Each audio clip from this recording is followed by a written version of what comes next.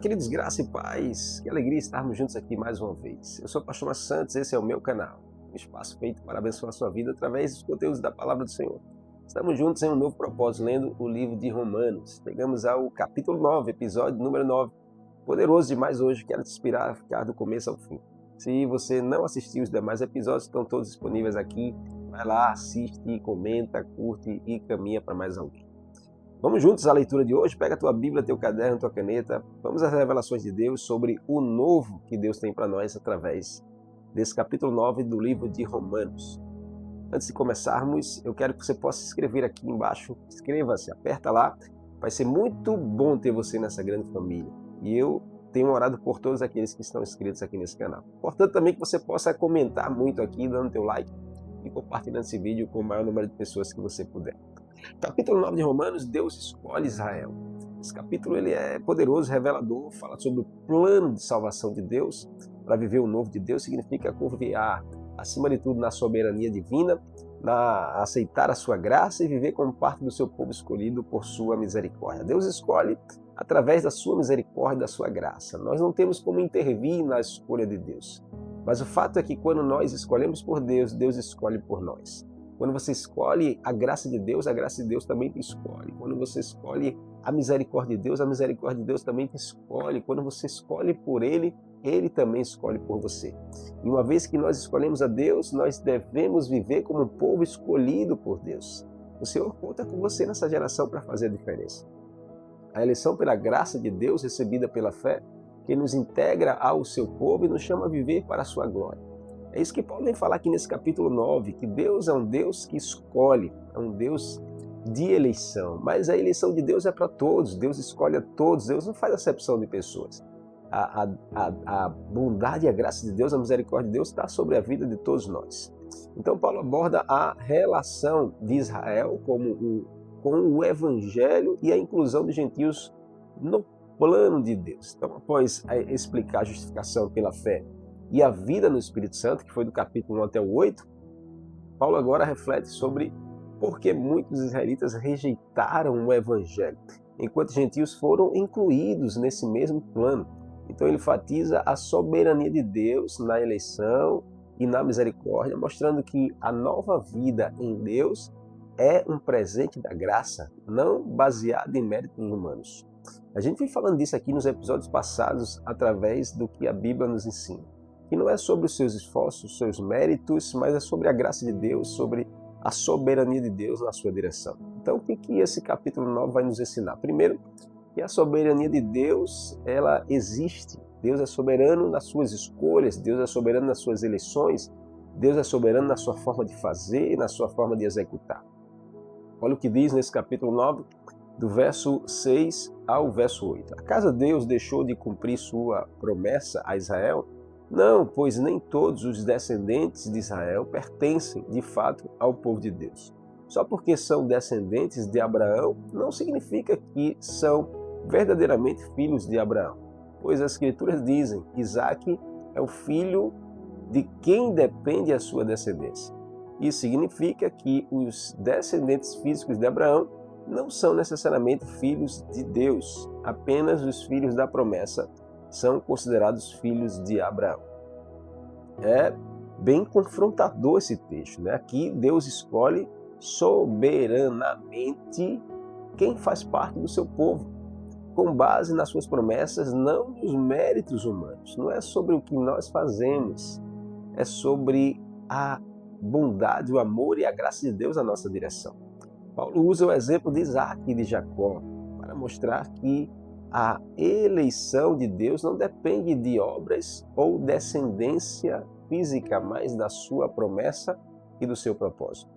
Deus já revela que Ele tem planos conosco, tem propósito para cada um de nós. E esse propósito está exatamente sendo executado pela soberania de Deus nas nossas vidas. Então, por mais que a gente se esforce, a soberania de Deus sempre prevalece. Por mais que a gente tente conquistar por nossos méritos, quem prevalece é sempre o propósito de Deus nas nossas vidas. Paulo usa o exemplo aqui de Isaque e Jacó para deixar claro que Deus é quem é soberano para escolher, Deus é quem executa, Deus é quem faz. O que nos cabe? Confiar na soberania de Deus. Então, hoje que você possa decidir confiar mais na soberania de Deus, reconhecendo que sua inclusão como parte do povo de Deus é um ato de graça, não de mérito próprio. Você precisa agradecer a Deus pela bondade dele de alcançar o seu coração. Se você já está em Cristo, foi graça de Deus, foi favor de Deus na sua vida, não é mérito seu. Quando a gente pensa que a gente é que escolhe, Deus nos escolheu primeiro. Deus nos amou primeiro para nos ensinar a amar a Ele. Segunda coisa, que a misericórdia de Deus é a base da salvação. Paulo deixa claro aqui, verso 15 e 16 desse capítulo 9. Olha o que diz as Escrituras, verso 15 e verso 16. A Bíblia diz assim, verso 15, pois Deus disse a Moisés, terei misericórdia de quem eu quiser e mostrarei compaixão a quem eu quiser. Portanto, a misericórdia depende apenas de Deus e não de nossos desejos nem de nossos esforços. Paulo usa uma fala de Deus para com Moisés, quando Deus diz, eu terei misericórdia de quem eu quiser e mostrarei compaixão a quem eu quiser. Deus estava deixando claro sobre a misericórdia dele e é a base da salvação. Deus concede misericórdia soberanamente e ninguém pode exigir a sua graça. Nós não podemos exigir a misericórdia de Deus, nem a graça de Deus, nem o favor de Deus na nossa direção. A gente precisa aprender a buscar isso com submissão, com confiança na soberania de Deus. Usando o exemplo de Faraó aqui, Paulo mostra que a salvação é um dom de misericórdia divina, não algo que ganhamos por nossos esforços. Nesse episódio aqui, Deus fala exatamente para Moisés na circunstância de Faraó. Então, o que nos cabe é humilhar-se diante da misericórdia de Deus. Então, na hora de a gente se humilhar mais, quebrar o nosso orgulho, nosso achismo, nossos preconceitos e agradecer pelo privilégio de sermos escolhidos pela graça do Senhor. Agradeça mais do que reclame. Renda mais graças do que você pode travar o seu coração ou murmurar o seu coração. Deus é soberano, mas também Ele é justo. A soberania de Deus, ela não anula a sua justiça. Ele tem o direito de moldar seu plano como o oleiro molda o barro, o vaso, né? Então, quando Deus quer moldar, quando Deus quer aperfeiçoar, quando Deus quer refazer, Ele é soberano para fazer. Olha o que diz o verso 20 desse capítulo 9.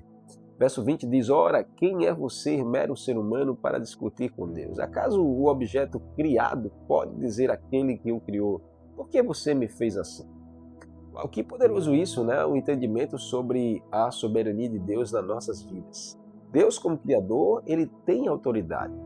Você pode escrever isso aí nos comentários, dizendo assim, Deus, Ele tem autoridade para determinar o seu propósito. Deus tem autoridade para determinar o seu propósito, incluindo quem recebe misericórdia ou julgamento, sem comprometer, acima de tudo, a sua justiça.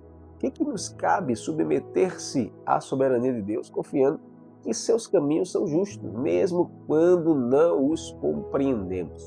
Talvez você está passando por alguma circunstância que você não compreende o porquê disso. Você talvez está vivendo uma situação que você não está entendendo por que está vivendo isso. Mas você precisa confiar na soberania de Deus, no plano que Deus tem ao seu respeito e que, sobretudo, a vontade de Deus, a justiça de Deus sempre prevalecerá diante das circunstâncias. Você precisa render o teu coração para o Senhor e confiar que Deus, Ele é soberano, Deus, Ele tem autoridade para cumprir os seus propósitos, os seus planos na vida de cada um daqueles que Ele tem para fazer. Você precisa apenas descansar. A fé é o caminho para fazer parte do povo de Deus. A fé é o caminho para você contemplar a bondade de Deus. Tanto os judeus quanto os gentios são incluídos no povo de Deus pela fé e só pela fé, não por obras ou muito menos por descendência. Então Paulo aqui vem revelar exatamente essa essência no verso 25, ele diz a esse respeito, Deus diz na profecia de Oséias, chamarei meu povo aqueles que não eram meu povo e amarei aqueles que antes eu não amava. Verso 27 diz, e a respeito de Israel, o povo O profeta Isaías clamou: embora o povo de Israel seja numeroso como a areia do mar, apenas um remanescente será salvo. Olha o que diz o verso 32. A Bíblia diz que, assim, verso 32, por que não? Porque tentaram se tornar justos por meio das suas obras e não pela fé. Tropeçaram na grande pedra em seu caminho. E Paulo aqui cita profetas, na verdade, para mostrar que Deus sempre planejou incluir pessoas que não eram judias de Israel, pessoas gentias, né, que não eram da descendência judaica, incluir no seu plano. Enquanto muitos israelitas tropeçaram por buscar justiça por suas obras da lei, não pela fé em Cristo. E aí, por se enganar, achando que cumprir a lei seriam salvos, que fazer as boas obras apenas seriam salvos, Deus mostra, através da revelação desse texto, que é a soberania de Deus quem prevalece, é através da fé que nós alcançamos a salvação. O caminho para fazer parte do povo de Deus não é pelas nossas práticas, não é pelas nossas obras, é simplesmente por crermos no sacrifício de Cristo. Então viva pela fé em Cristo, reconhecendo que ela é o único caminho para você fazer parte do povo escolhido, do povo eleito de Deus. Você quer fazer parte desse povo eleito de Deus? Viva pela fé em Cristo. Viva pela nova vida em Cristo Jesus. E qual o caminho que eu devo seguir para viver esse novo de Deus? A primeira coisa é fé em Cristo Jesus. Crer que Jesus é o meio e o único meio de receber a justiça de Deus, independente da sua origem, da sua descendência ou dos seus méritos. Segundo é confiar na soberania de Deus, aceitar que Deus escolhe e opera segundo o seu propósito com justiça e com misericórdia. Terceiro é a vida de gratidão, viver como parte do povo de Deus, com humildade, dedicação e viver para glorificar aquele que te chamou e que te escolheu. Você precisa confiar na graça de Deus hoje, reconhecer que a salvação é um presente e vem pela misericórdia de Deus, não há o conquistado, nós não podemos fazer nada para conquistar. Segundo é viver pela fé, creia que Cristo como único caminho para a justiça e deixe essa fé moldar suas escolhas, moldar suas decisões. Submeta-se à soberania de Deus, aceite os planos de Deus com humildade, mesmo quando situações forem difíceis de entender. E glorifique a Deus sobre tudo, viva como parte do seu povo, expressando gratidão pela eleição e pela misericórdia. Que essa palavra possa queimar no teu coração e te moldar e te tornar um homem ou mulher de fé nessa geração. Que você seja de fato nação santa, povo de propriedade exclusiva do Senhor. Foi muito bom ter estado com você aqui, espero você nos próximos episódios. Até lá, Deus te abençoe.